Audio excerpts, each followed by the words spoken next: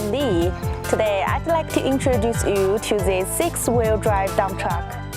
Body color blocking design is very stylish.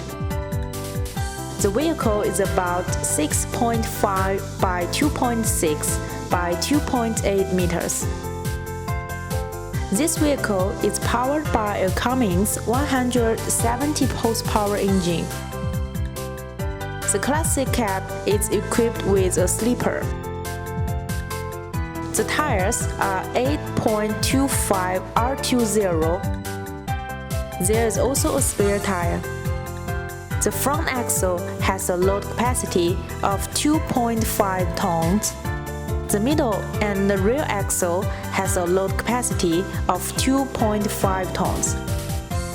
The suspension system is made of steel plant springs. The fuel tank of this vehicle has a capacity of 160 liters. No need to worry about long-distance driving. The cargo box is 4.1 by 2.4 by 1.2 meters. The taller version of the cargo box can carry more goods. The rear doors and the side panels are all designed to be easy to unloading of goods. Well, that's all for today's introduction. If you are interested in us, please follow us. See you next time. Bye-bye.